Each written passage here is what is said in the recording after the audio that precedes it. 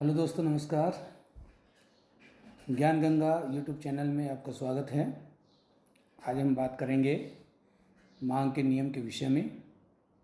मांग का नियम अर्थशास्त्र में महत्वपूर्ण भूमिका निभाता है।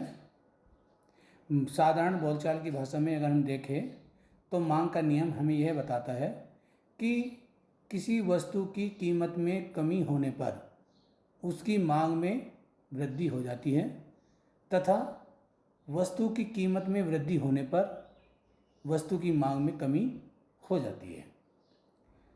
मांग का नियम एक वस्तु की कीमत तथा उस वस्तु की मांग के संबंध को स्पष्ट करता है। मांग का नियम यह बताता है कि ऊंची कीमतों पर मांग कम तथा कम कीमतों पर मांग अधिक होती है। इस तरह मूल्य एवं मांग में विपरीत संबंध पाया जाता है।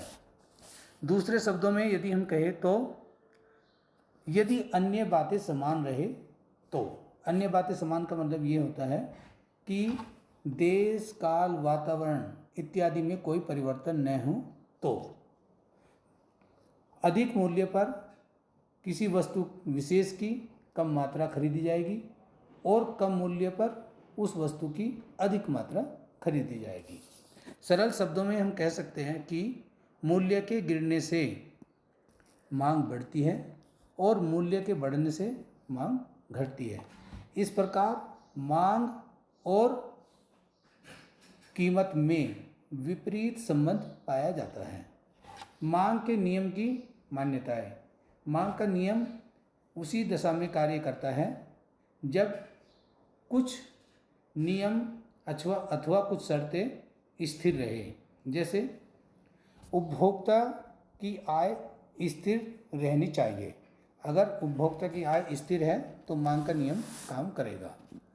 नंबर 2 है उपभोक्ता की रुचि, आदत, प्रचलित फैशन इत्यादि में कोई परिवर्तन नहीं होना चाहिए।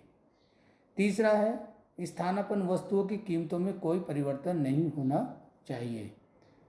चौथा है वस्तु की कोई स्थानापन्न वस्तुएं बाजार में उपलब्ध नहीं होनी चाहिए। और फिफ्थ है भविष्य में वस्तु के दुर्लभ होने की संभावना बिल्कुल भी नहीं होनी चाहिए।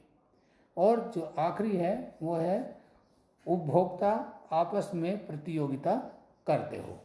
अगर ये शर्तें पाई जाती हैं तो मांग का नियम कार्य करता है।